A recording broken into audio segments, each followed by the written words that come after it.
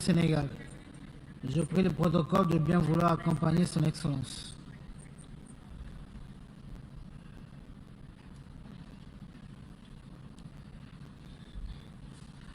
Au nom de l'Assemblée générale, j'ai l'honneur de souhaiter la bienvenue à Son Excellence M. Macky Sall, Président de la République du Sénégal, et je l'invite à prendre la parole devant l'Assemblée. Je vous remercie, Monsieur le Président de l'Assemblée générale, chers collègues, Monsieur le Secrétaire général, Mesdames, Messieurs, distingués délégués. Monsieur le Président, au nom du Sénégal, je vous adresse tous mes vœux de succès à la présidence des travaux de l'Assemblée générale. Je remercie votre prédécesseur et renouvelle notre soutien au secrétaire général dans l'exercice de ses charges au service de l'organisation. Depuis notre dernière session, l'état du monde ne s'est pas amélioré. Pour des millions de personnes, le quotidien reste marqué par la peur, la violence, la pauvreté et les inégalités. Nombre de pays continuent de subir l'impact économique et social de la pandémie Covid-19. Le réchauffement climatique a atteint un niveau sans précédent. La tragédie de l'immigration clandestine nous rappelle la nécessité de mettre en œuvre le pacte mondial pour des migrations sûres et ordonnées, régulières, et de poursuivre sans relâche la lutte contre les réseaux criminels qui organisent ce trafic illicite d'êtres humains. Une guerre de haute intensité fait courir à l'humanité le risque d'une catastrophe majeure. En Afrique, la résurgence des coups d'État reste un sujet de grave préoccupation. Le Sénégal réitère sa ferme condamnation de toute forme de changement anticonstitutionnel de gouvernement. L'urgence de l'heure, c'est aussi le terrorisme qui continue de gagner du terrain en Afrique, sans réaction appropriée du Conseil de sécurité.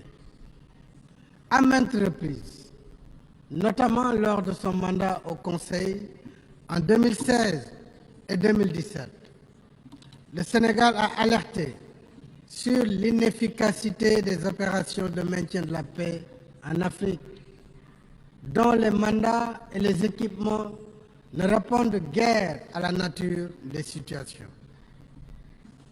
Il n'y a pas de paix à maintenir là où il s'agit plutôt de la restaurer en combattant des groupes armés qui pillent et endeuillent au quotidien les populations innocentes, occupent des territoires entiers et menacent des États dans leur existence.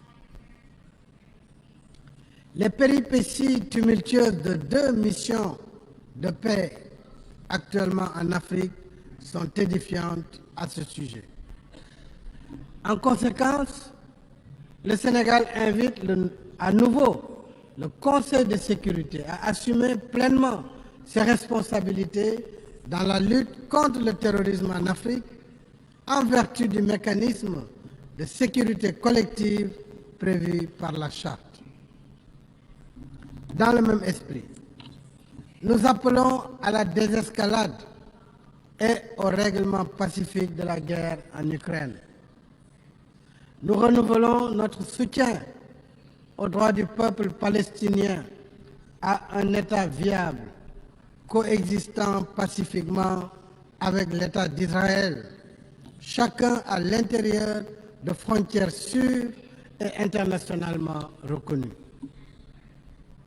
Monsieur le Président, le thème de cette session nous rappelle que l'idéal à la base du multilatéralisme, c'est de créer et promouvoir entre les pays des relations confiantes, solidaire et inclusive. Le Sénégal reconnaît les services appréciables que le système des Nations Unies et celui de Bretton Woods rendent au pays depuis près de 80 ans. Mais nous savons tous que le système multilatéral, héritage d'un passé révolu, est devenu obsolète. Or, comme l'a justement alerté le secrétaire général Antonio Guterres, un système qui continue d'ignorer les réalités de son temps et les besoins de plus de 3/4 de ses membres accentue les inégalités, génère les conditions de sa contestation et provoque le risque de sa fragmentation. Si nous voulons éviter cette fracture, la sagesse commande de réformer la gouvernance politique, économique et financière mondiale, afin qu'elle soit plus juste, plus représentative de la diversité et conforte ainsi sa légitimité. Nous pouvons y arriver si nous mettons la volonté politique nécessaire. Le G20 l'a montré en admettant l'Union africaine comme membre de plein droit. Je remercie vivement les membres du G20 pour leur soutien unanime à cette initiative que le Sénégal avait portée lors de sa présidence en exercice de l'Union africaine. Nous souhaitons que l'exemple d'inclusion ainsi donné par le G20 soit suivi par le Conseil de sécurité et les institutions de Bretton Woods pour un multilatéralisme plus représentatif des intérêts de tous ses membres. De même, le Sénégal reste attaché à la vision des relations internationales apaisées, fondées sur l'égalité, fondées sur l'égale dignité des peuples, des cultures et des civilisations.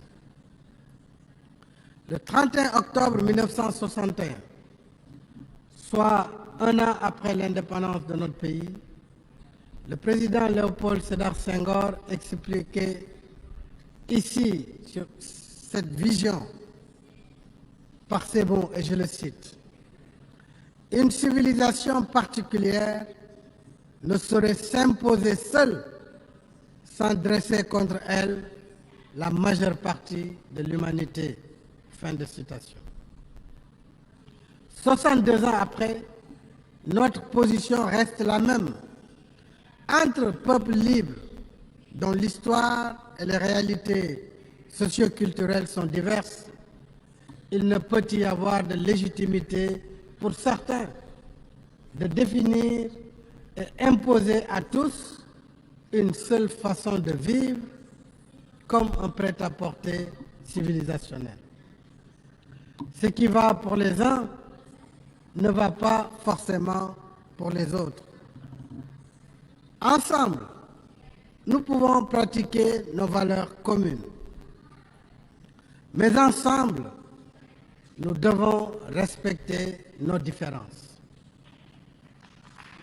Voilà pour le Sénégal ce qui doit forger un universalisme revitalisé, plus ouvert et plus efficace dans la prise en charge des défis de notre temps. Parmi ces défis, il y a l'urgence climatique. Alors que les phénomènes extrêmes se multiplient, le Sénégal reste engagé dans la mise en œuvre de l'accord de Paris sur le climat. Ainsi, grâce à notre politique volontariste de mix énergétique, les énergies renouvelables représentent aujourd'hui 31% de nos capacités installées. Avec la signature en juin dernier de notre partenariat pour une transition énergétique juste, nous avons l'ambition de porter ce taux à 40% en 2030. Et je remercie ici les pays partenaires du G7 qui nous ont accompagnés dans la mobilisation de 2,5 milliards d'euros sur une période de 3 à 5 ans à partir de 2023 pour financer nos projets au titre de ce partenariat. Nous poursuivons en même temps la réalisation d'infrastructures sobres en carbone et résilientes au changement climatique, dont 2 projets de système de transport de masse, un train express régional et une ligne de bus rapide transit, tous 2 électriques. Avec l'exécution de nos projets nationaux et continentaux, à l'image de la Grande Muraille verte, nos pays sont clairement engagés dans l'action climatique à la hauteur de leurs moyens. Il reste que, pour l'essentiel, les projets verts en Afrique sont financés par recours à la dette commerciale, alors qu'ils devraient être soumis et soutenus par la mobilisation des 100 milliards de dollars par an convenue depuis la COP 15 en 2009 pour financer l'action climatique. La justice climatique voudrait qu'un continent qui contribue pour moins de 4% des émissions et qui en souffre le plus ne soit pas condamné à s'endetter pour réparer et prévenir des dommages dont il n'est point responsable. Le Sénégal est pour une transition énergétique juste et équitable, tenant compte des besoins spécifiques de nos pays, y compris l'accès universel à l'électricité, dont plus de 600 millions d'Africains restent encore privés. Alors, si nous voulons que la COP28 soit le rendez-vous des promesses tenues, faisons en sorte que les financements annoncés soient disponibles et accessibles selon des procédures et modalités simplifiées et transparentes. Monsieur le Président, chers amis, le 25 février 2024 se tiendra l'élection présidentielle sénégalaise. Comme les précédentes, elle sera démocratique, libre et transparente. Et le 2 avril, je passerai le pouvoir à mon successeur, après 12 ans à la tête de notre pays. Je voudrais remercier ici les pays membres de notre organisation pour leur amitié et leur collaboration. Porter la voix du Sénégal, nouer et entretenir des amitiés dans ce concert des nations où s'harmonisent nos efforts communs vers nos fins communes aura été un grand honneur pour moi. Au nom du peuple sénégalais, je voudrais dire ma gratitude à tous mes collègues, en les priant d'accueillir mon successeur avec la même amitié et la même considération. Je garderai pour tous les mêmes sentiments d'amitié et d'estime cordiale. Je suis confiant que la tradition sénégalaise d'ouverture et de dialogue, mon successeur sera fidèle aux relations d'amitié confiantes qui unissent notre pays et tous les membres des Nations Unies. Mesdames et Messieurs, je vous remercie de votre aimable attention.